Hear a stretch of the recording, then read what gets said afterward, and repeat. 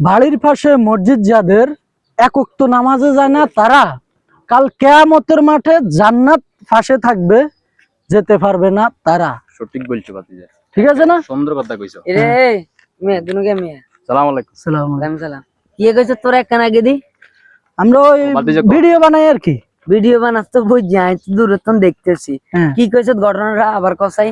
ঘটনা হইলো বাড়ির পাশে মসজিদ যাদের হ্যাঁ এক ওয়াক্ত নামাজে যায় না তারা হ্যাঁ কাল কিয়ামতের মাঠে জান্নাত থাকবে পাশে, জান্নাতে যেতে পারবে না যাইতে তারা। আইতে না বুঝছি। এন তোরা দুনুকে নামাজ একখান হাসা করি কবি। না এই আদিকে রে না না এটা তো এক কোসবা দুনুকারে কান টান হাড়ি যায় বেটা।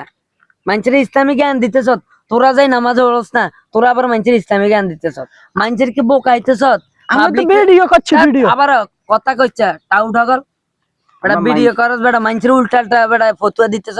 তোরা নিজে নামাজ আড়স না, মানুষেরে বুঝে বুঝাই বুঝাই। তোকে তো বুঝ নাই বেটা, তোরাই তো নামাজ আড়স না ঠিক মতো, মানুষের আবার বুঝ দিতে যাস।